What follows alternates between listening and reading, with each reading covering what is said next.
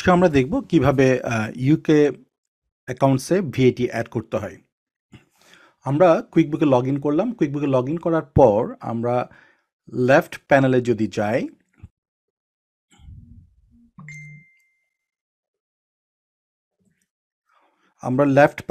যাই, তখন আমরা দেখতে পাবো ট্যাক্সেস। আমি ট্যাক্সেসে ক্লিক করছি। ট্যাক্সেসে ক্লিক করলে পরে আমার এই ইনফরমেশনটুকু আসবে, set up your VAT so you can comply with making tax digital MTD, যেটাকে মেকিং ট্যাক্স ডিজিটাল, যেটাকে সংক্ষেপে এমটিডি বলা হচ্ছে। এখানে যদি আমি ভিএটিটা সেট আপ করি প্রপারলি, তাহলে আমার এখান থেকে ওয়ান বাটন প্রেস করে আমি আমার ভিএটিটা সাবমিশন করতে পারবো। তো আমি এখানে 3টা স্টেপের কথা বলা হয়েছে। Enter your VAT details,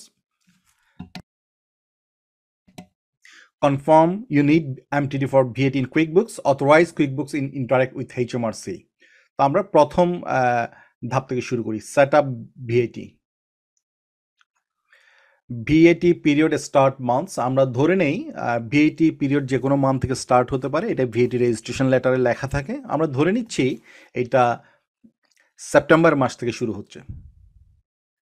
how often do you submit a VAT return to HMRC? Usually এটা 3 মান্থসে হয়, আমরা কোয়ার্টারলি দিচ্ছি।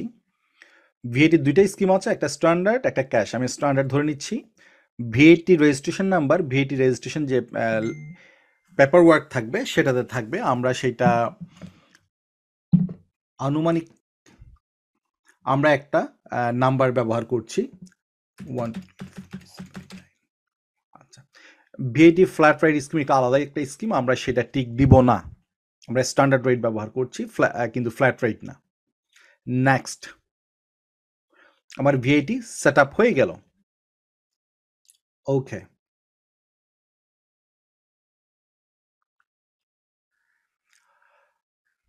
এখন ইউকেতে নতুন যে রুলস, তাতে সবারই এমটিডি করা লাগবে।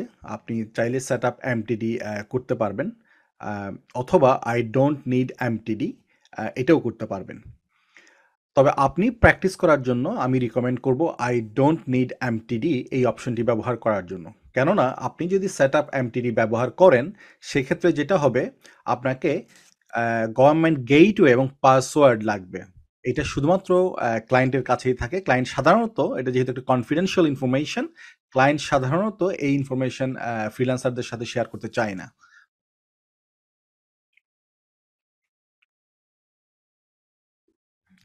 Let's go. এরপর আমাকে গভর্নমেন্ট ওয়েবসাইটে নিয়ে যাবে এবং গভর্নমেন্ট ওয়েবসাইটে নিয়ে গিয়ে আমাকে ভিএটি ডিটেলস চাইবে, আমার লগ ইন ডিটেলস চাইবে। যেহেতু আমার কাছে সেটা নাই, আমি সেইটা করছি না। আমি ব্যাক করব।